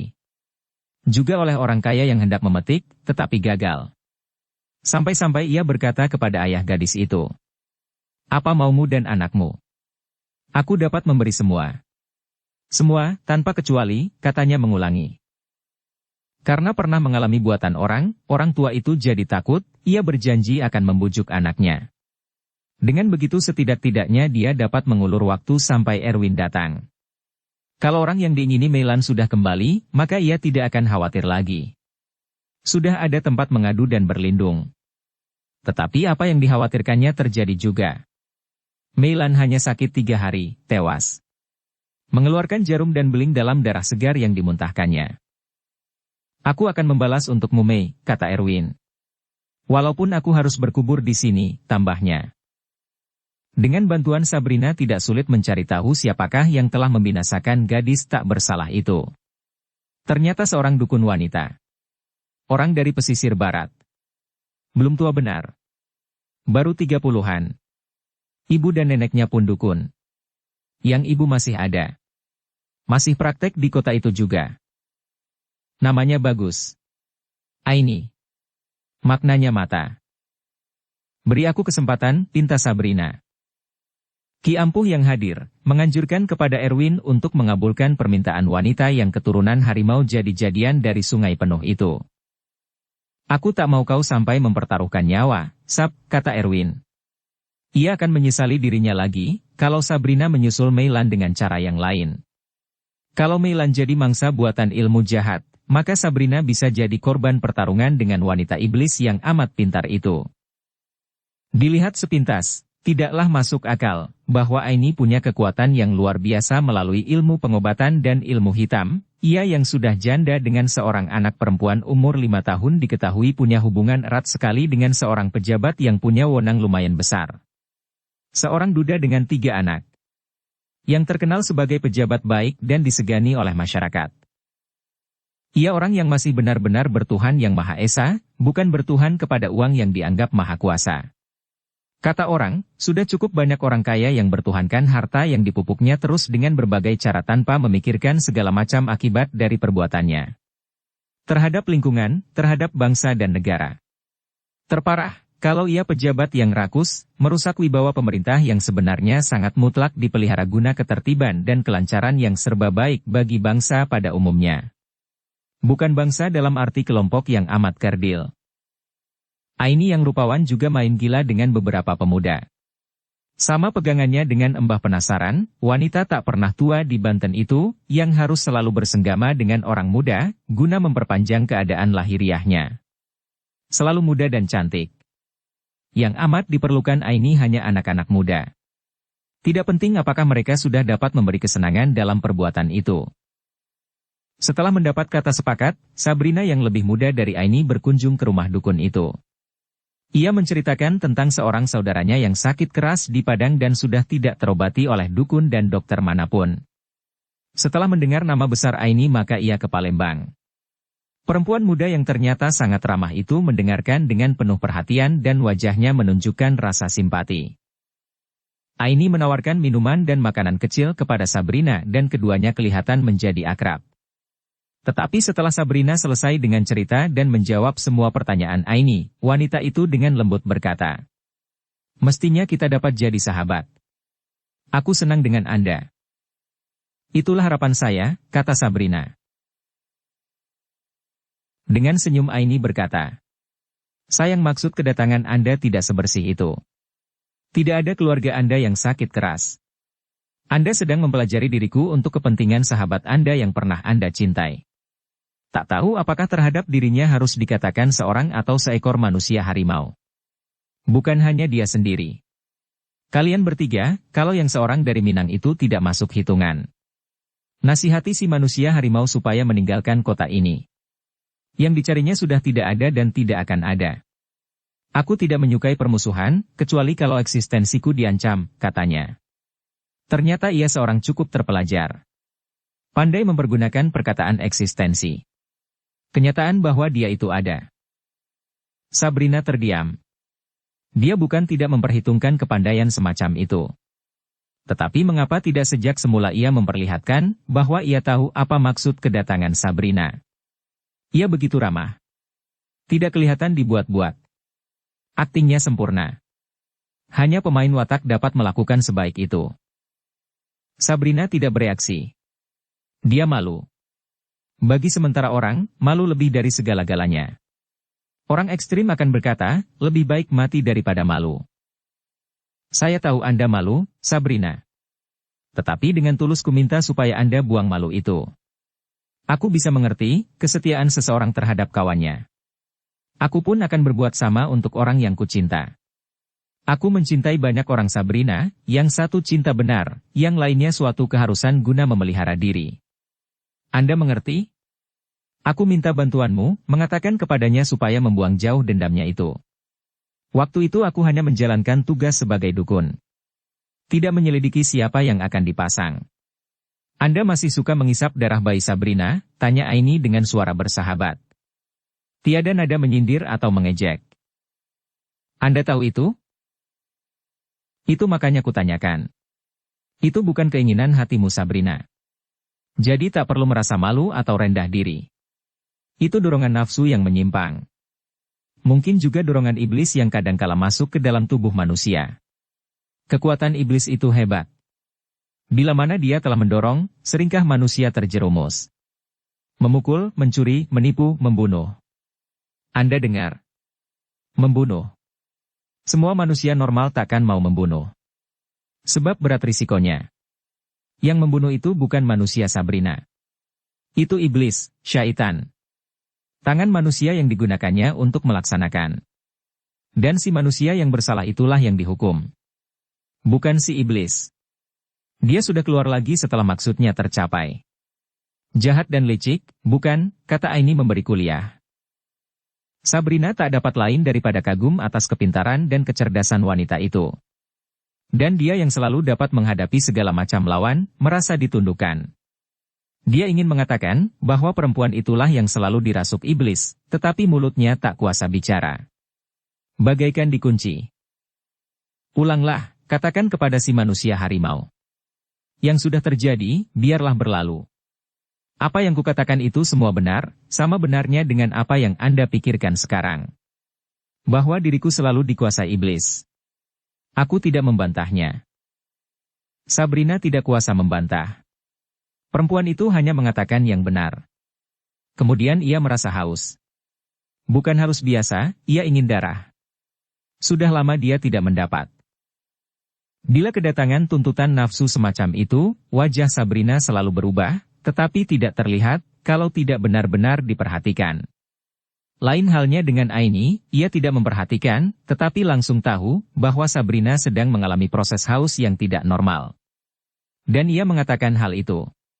Berterus terang. Anda sedang kehausan. Di rumah ini ada seorang bayi, anak adikku. Jadi kemenakanku. Anda tentu tidak mengharapkan darahnya dan juga tidak akan sampai hati mencoba-coba, karena kita bersahabat. Bukankah begitu, kata Aini. Sabrina bertambah malu, walaupun telah dikatakan oleh Aini, bahwa ia tidak perlu merasa malu atau rendah diri. Ia tetap tidak berkata apa-apa, tetapi dia terkejut ketika Aini menyatakan akan menolongnya dari tuntutan yang pasti akan kian memuncak itu. Akan kutolong buat sekali ini, kata Aini. Ia permisi ke dalam sebentar dan tak lama antaranya keluar dengan membawa pertolongannya.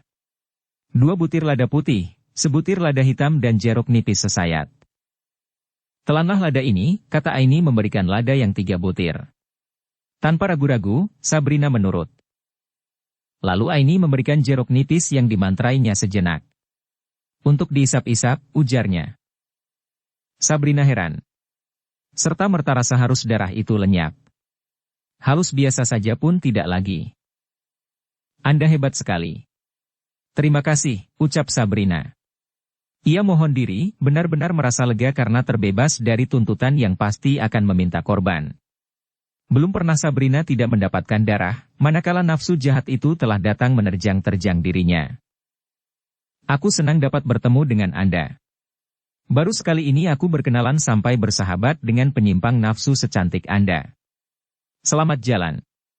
Pesankan kepadanya, supaya meninggalkan Palembang. Itulah yang terbaik bagi kita semua. Sabrina tidak berjanji apa-apa. Ia telah menemui kekalahan terbesar selama hidupnya. Tak menyangka ada wanita muda dan cantik dengan ilmu yang begitu luar biasa.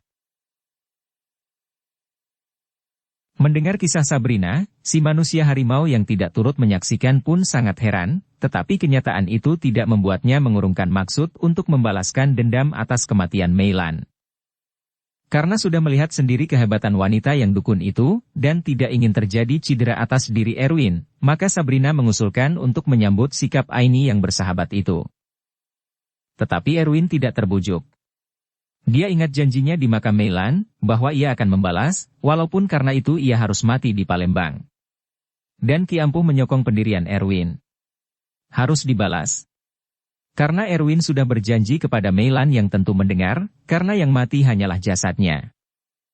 Peristiwa yang sangat menggemparkan itu tidak akan terjadi jikalau Erwin menuruti nasihat Sabrina sesuai dengan permintaan Aini. Ia memutuskan untuk mendatangi Aini dan mencabut nyawa dukun besar yang petualang seks itu di rumahnya sendiri. Benar di rumah sendiri, sebagaimana ia telah mendatangi Maribun di rumahnya dan kemudian menewaskannya, ia akan melakukan yang serupa, karena orang sejahil Aini, walau bagaimanapun cantiknya, tidak punya hak untuk dibiarkan hidup lebih lama. Kelanjutan hidupnya hanya akan menambah jumlah manusia yang akan jadi mangsanya. Erwin memperkirakan juga, bahwa mungkin Aini mengetahui segala maksudnya sebagaimana ia tahu apa maksudnya kedatangan Sabrina sebenarnya. Pengetahuan inilah yang lebih menguatkan Erwin dengan dorongan Ki Ampuh untuk adu kesaktian, ketinggian ilmu dan wibawa. Erwin bukan hanya mengandalkan kepandaiannya yang tinggi, tetapi yakin bahwa wanita itu akan kaget oleh kedatangannya. Yang disangkanya akan meninggalkan Palembang guna mencegah bencana seperti yang dipesankannya melalui Sabrina. Erwin dan Ki Ampuh bergerak pada petang hari. Datuk diminta untuk tidak turut, tetapi ia tidak dapat ditahan. Dia juga rela mati di Palembang, katanya. Dan benar, Aini melihat kedatangan mereka, ia minta kepada calon suaminya, orang jujur yang bernama Cek Kasim, agar mengatur penduduk sekitar untuk mengepung dan menangkap atau membinasakan para penjahat itu. Ketika bergerak dari tempat mereka memondok, Erwin sudah merasa tidak enak, seperti ada sesuatu yang akan menimpa. Sekali lagi Sabrina menasihati supaya membatalkan maksud itu. Aku tidak akan pernah tentram kalau tidak membalas, Sab. Gangguan itu akan sangat menyiksa. Paling buruk pun, ya mati, kata Erwin yang mempunyai tekad bulat. Sabrina setuju, bahwa orang harus tidak takut mati, tetapi sangat perlu dipikirkan, apakah kematian akan lebih baik daripada hidup? Bagi orang yang masih dapat berbuat kebaikan kalau ia masih hidup. Apalagi kalau ia masih sangat diperlukan oleh sesama manusia hidup. Erwin menerima pendapat Sabrina, tetapi tetap tidak mengurungkan maksudnya. Ia berjalan berdua dengan Datuk. Sebagai orang biasa, Ki Ampuh turut bersama mereka, tetapi tidak memperlihatkan diri. Sabrina menanti di tempat mereka menyewa untuk beberapa malam. Bila pembalasan telah selesai mereka akan meninggalkan Palembang dan Erwin tidak punya niat untuk kembali ke sana. Teku Samalanga pun sudah tidak ada. Entah kapan ia akan bertemu lagi dengan orang pandai dari Aceh yang akhirnya dituduh sebagai pembunuh, tetapi telah diselamatkan Erwin ke Jambi. Erwin merasa seperti diperhatikan banyak mata yang bersembunyi tidak kelihatan, tetapi dirasakan mengepung dirinya. Apakah yang tidak kelihatan, tetapi dirasakan mengepung dirinya? Apakah yang hendak mereka lakukan? Tetapi baru saja ia selesai dengan pertanyaan itu kepada dirinya, datanglah perasaan yang senyampang disukai, tetapi kadang-kadang juga sangat ditakuti. Tetapi ia berjalan terus ke arah rumah Aini yang sudah kelihatan, ia akan membuat terkejut Aini, karena bagaimanapun ia pasti belum pernah melihat manusia harimau dalam wujudnya yang nyata. Itulah pula yang diharapkan Aini untuk jadi alasan pengepungan dan penangkapan. Dalam tempo sebentar saja, orang-orang yang tadinya tidak kelihatan itu bermunculan. Sebenarnya mereka takut, tetapi karena banyak dan saling memberi semangat, mereka hadapi juga makhluk yang belum pernah mereka saksikan sepanjang umur. Anehnya harimau berkepala manusia itu timbul mendadak saja. Bukan kelihatan datang ke arah mereka. Ada yang sempat melihat bahwa tadinya harimau ini manusia biasa yang berjalan dengan kawannya. Tiba-tiba dia menjadi harimau. Polisi yang diberitahu juga segera datang. Lebih dulu Hansip yang memelopori pengepungan. "Pergilah Datuk, sebelum terlambat," kata Erwin. "Tidak, aku mau turut menghadapi manusia-manusia jahat ini." "Mereka bukan jahat. Mereka takut dan ingin menyelamatkan diri." "Dengan jalan ini?" tanya Datuk. Ki Ampuh yang tidak kelihatan oleh para pengepung mengatakan bahwa apapun yang akan terjadi harus dihadapi dengan segala konsekuensinya. Masih ditambahkannya, walaupun keadaan begitu gawat, mereka hendaknya bisa keluar hidup sebab dia masih ingin merasakan hidup sebagai manusia kembali. Pada saat itu juga Erwin berkata bahwa ia akan membawa Ki Ampuh sekali lagi ke negerinya, kalau masih ada nyawa tersisa untuk itu. "Jadi ada kemungkinan, tanya Ki Ampuh. "Kalau keluar hidup, kita coba menghadap." "Yang satu ini barangkali sanggup," kata Erwin. "Kalau begitu, kita harus mengalahkan mereka," kata Ki Ampuh bersemangat. Sementara itu kepungan tampak semakin rapat, meskipun masih tidak mungkin melakukan pertempuran bersosok dalam jarak sangat dekat. Melihat para pengepung itu rata-rata bersenjata parang, lembing dan pentungan, sekali lagi Erwin meminta Datuk untuk menghindar. Dia tidak akan diserang, karena hanya dialah yang tampak sebagai manusia. Mereka akan menganggap dia sebagai tameng si manusia harimau agar tidak diserang. Setelah berdebat singkat dan Erwin mengatakan bahwa ia membutuhkan Datuk untuk masa mendatang, maka diaturlah siasat bagaimana Datuk menghindar tanpa dapat serangan. Dan siasat itu berhasil. Ketika si manusia harimau lengah, Datuk secara takut-takut melarikan diri. Nasib sangat baik baginya, di antara para pengepung ada yang meneriakkan, "Lekas, lekas," dan mereka memberi selamat kepadanya, karena ia bisa meloloskan diri. Ketika pasukan polisi datang, kelihatan mereka membawa senjata cukup lengkap kalau sekedar menangkap atau membunuh satu manusia harimau. Mereka itu tentu tidak segan-segan menembak, pikir Erwin dan Ki Ampuh. Bukan jarang terdengar berita tentang anggota polisi atau orang bersenjata lainnya yang gatal tangan serta punya selera membunuh, mempergunakan senjatanya sampai menewaskan orang lain, yang seharusnya tidak sampai perlu. Ada kalanya yang roboh itu malah tidak punya dosa sama sekali. Tidak punya hubungan dengan penyebab pencabutan senjata api. Setelah melihat Datuk selamat, Erwin merasa lebih leluasa. Satu kekhawatiran telah tiada. Para pengepung kian dekat. Aini yang jadi penyebab terjadinya bencana ini turut melihat, bahkan mengatur dari jarak yang agak jauh bersama kekasihnya Cak Kasim. Tetapi bukan hanya dia wanita yang berperan. Dari suatu rumah turut menyaksikan dengan jantung berdebar Sabrina yang sangat mengharapkan Erwin keluar dengan selamat. Betapa ia sangat mengharapkan Erwin sebagai teman hidup menjelang mati, karena itulah yang mestinya serasi dengan dia, karena kedua-duanya mereka mempunyai unsur harimau yang kuat. Ia menyuruh otaknya bekerja, bagaimana mengendurkan dan kalau bisa menghentikan pengepungan itu. Ia teringat pada bayi yang kemenakan Aini, yang disebut-sebut dukun kawakan itu jangan diganggu, karena Sabrina juga tentu tidak sampai hati melakukannya terhadap orang yang sudah jadi sahabat. Ia ingat kata-kata Aini, tetapi dia juga melihat kenyataan yang dihadapi Erwin. Hatinya berperang. Tiba-tiba terdengar suatu suara keras memberi komando untuk menyerbu. Tetapi tidak ada yang mematuhi. Hanya sejumlah pengepung kian mendekat dengan hati-hati. Meskipun mereka banyak sedang yang dihadapi hanya satu. Mereka tidak mampu menduga bagaimana kekuatan dan perlawanan yang akan dilancarkan si terkepung. Mereka hanya tahu satu kepastian, bahwa dalam keadaan terjepit manusia yang harimau atau harimau yang manusia itu akan melawan. Tidak akan ada menyerah kalah saja.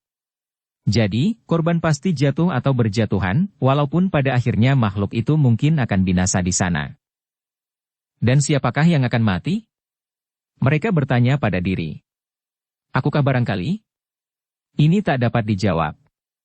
Sudah bergantung pada nasib. Dan ini juga yang membuat kebanyakan dari mereka bergerak ragu-ragu.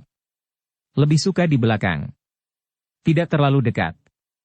Tetapi di samping mereka yang berhati-hati ini, tidak berani gegabah mengadu nyawa yang benar-benar cuma satu, ada juga yang nekat. Jumlah kecil ini menyerbu dan merekalah yang pertama-tama bertarung dengan Erwin.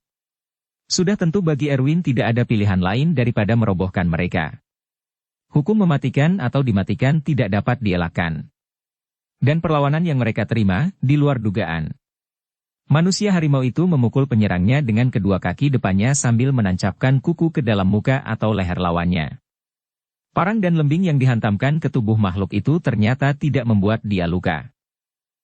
Hanya menggeram dengan keras. Dan selalu saja orang yang mematang atau melembing dia yang dihajar tanpa ampun. Dia tidak menggigit, jadi berlainan dengan harimau biasa, yang punya taring-taring kuat dan tajam. Erwin tidak mempunyai itu. Oleh serunya pertarungan, beberapa banyak pengepung malah jadi penonton dari jarak yang lumayan jauh. Itu lebih aman. Tidak ada para penyerbu yang menghampiri Erwin bebas dari tamparan. Setelah para penyerbu yang tidak terlalu banyak itu roboh, ia punya waktu untuk merobek-robek dada dan perut mereka, membuat pengepung lainnya tidak punya selera lagi untuk mendekat. Mereka tidak mau jantung dan hati serta ususnya diburaikan. Tetapi seorang anggota polisi yang cukup berani atau mungkin juga nekat mengajak pengepung menyerbu lagi. "Hayo, oh," teriaknya. "Dia harus mati." Dia pun lalu menyerbu diikuti oleh beberapa orang yang jadi berani atau malu oleh contoh yang diberikan sang polisi. Mungkin polisi itu punya simpanan serta pakaian khusus. Ia menerjang Erwin yang sedang berhadapan dengan seorang penyerang.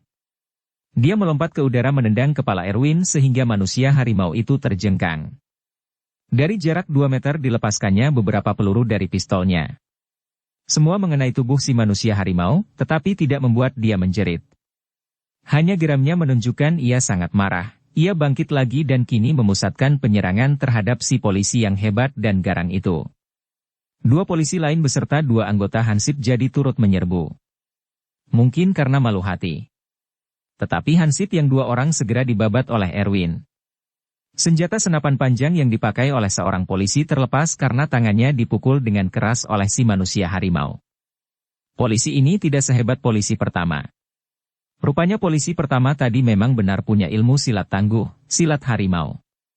Belakangan ternyata dia pernah belajar silat harimau itu di Gunung Tua, Padang Lawas, Tapanuli. Namanya Radian Margarangkuti. "Menyerahlah," kata Radian.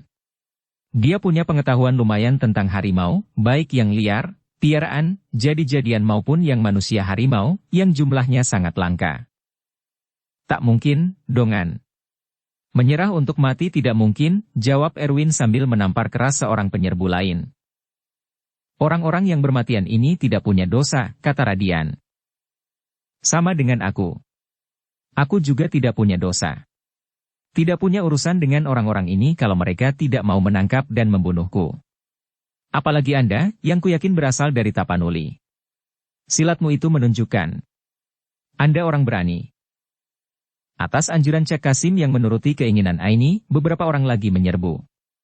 Erwin, bagaimana hebat dan berani pun mempertahankan nyawa, mulai kewalahan. Kini peranan Ki Ampuh baru tampak oleh para pengepung dan penonton. Sebenarnya sejak tadi sudah beberapa orang jatuh dan berteriak tanpa mendapat serangan si manusia harimau. Mereka diseruduk oleh Ki Ampuh. 2 orang di antara mereka tewas setelah jatuh dan terus saja ditusuk dengan taring-taringnya yang tajam dan berbisa. Kini para pengepung terbelalak dan tahu bahwa ada kawan si manusia harimau yang tidak kelihatan. Sudah 8 orang roboh, 5 di antaranya tewas. Radian yang masih utuh dan punya tenaga tidak meneruskan penyerangan, mengherankan polisi lainnya. Lebih mengherankan, si manusia harimau juga tidak lagi menaruh perhatian kepadanya. Pasti ada di antara para pengepung itu yang berpikir macam-macam. Berkeluargakah mereka makanya damai berdua? Melihat Erwin sudah letih, beberapa orang lagi maju. Ingin merobohkan si manusia harimau. Tetapi pada waktu itu pula Aini mendengar jerit dari rumahnya, ia berlari ke rumah. Ada apa? Ternyata bayi mungil yang anak adiknya telah tiada. Dan di atas bantalnya ada secarik kertas. Hanya mengatakan bahwa bayi dikembalikan kalau penyerangan dihentikan segera. Kalau si manusia harimau tewas, maka bayi itu tidak akan kembali, tetapi akan selamat. Kejam si Sabrina pengisap darah itu. Tetapi tidak terlalu kejam, karena tidak akan membunuh sang bayi yang tidak berdosa. Karena ia sudah menikmati kebaikan Aini yang menghilangkan nafsu jahatnya. Walaupun hanya untuk sekali itu saja. Aini berlari kembali ke tempat Cak Kasim dan meminta kepadanya supaya penyerangan dihentikan. Dan perintah segera dilaksanakan, walaupun sudah tentu menimbulkan tanda tanya bagi para pengepung. Cek Kasim pandai memberi dalih. Si manusia harimau bukan hanya sendiri. Punya kawan tidak kelihatan yang tak kurang ganasnya dari dia. Mungkin jin, begitu pikir mereka. Hari sudah senja. Para penyerang berhenti dan Erwin dengan kawannya yang tidak kelihatan juga berhenti, mengambil sikap menunggu. Pergilah, kata Cek Kasim dengan suara keras supaya terdengar oleh Erwin. Rabunkanlah mata mereka terhadap dirimu, kata Ki Ampuh dan Erwin segera memenuhi nasihat ini. Ia mendadak hilang dari pandangan para pengepung itu, meneruskan perjalanan melalui orang banyak tanpa dilihat oleh siapapun. Tiba di rumah. Datuk dan Sabrina sedang menanti. Erwin terkejut melihat ada bayi digendong Sabrina. Ia bertanya, anak siapa? Kemudian ia merebahkan diri. Dia tidak luka, tetapi letih. Letih sekali. Pengeroyokan itu hampir menewaskan dirinya. Segala puji bagi Allah, kau selamat Erwin, kata Datuk. Berkat bantuan Ki Ampuh. Sebenarnya dialah yang menaklukkan mereka, kata Erwin. Kini baru diulanginya bertanya anak siapa yang digendong Sabrina. Sabrina hanya menjawab. Anak sahabatku. Mengapa dititipkan padamu? Aku senang anak, sahut perempuan itu. Jangan yang bukan-bukan, Sab, kata Erwin yang mengetahui sifat dan nafsu Sabrina. Katakanlah yang sebenarnya. Setelah itu Sabrina mengatakan bahwa anak itu hanya untuk sebentar padanya, nanti diantarkan kembali. Dan ia terpaksa menceritakan secara singkat apa yang telah dilakukannya, tetapi sama sekali tidak punya niat yang buruk, ia khawatir sekali, Erwin ialah sangka. Tetapi Erwin mempercayai ceritanya. Lekaslah antarkan, pinta Erwin dan Ki Ampuh. Begitu pula Datuk. Aku cari dulu wanita yang mau membantu. Aku sendiri tidak mungkin ke rumahnya. Malu, aku malu, kata Sabrina. Wanita yang diperlukan segera didapat dan dengan upah selayaknya pergi mengantarkan sang bayi. Ibunya menerima dengan linangan air mata gembira, karena tadinya mereka sekeluarga tidak yakin bahwa wanita jadi-jadian itu akan memenuhi janji. Aini sendiri merasa senang, karena kebaikannya telah dibalas oleh Sabrina. Ia menyesali dirinya yang telah menyebabkan Erwin dikepung dan diserang, yang akhirnya membuat 5 orang tewas dan 3 orang luka berat. Tetapi kemudian ia memaafkan dirinya sendiri, karena ia merasa tidak diberi pilihan lain. Ia sudah memberi ingat melalui Sabrina, supaya tidak terjadi permusuhan. Erwin khawatir akan terjadi lagi sergapan atas mereka. Maka diambil keputusan untuk berangkat malam itu juga. Menyelamatkan diri kalau tidak dikejar. Kematian sekian banyak orang bisa membangkitkan amarah yang tak mereka buru-buru berangkat. Tamat. Dukung kami dengan subscribe, follow, like, komen dan share. Terima kasih.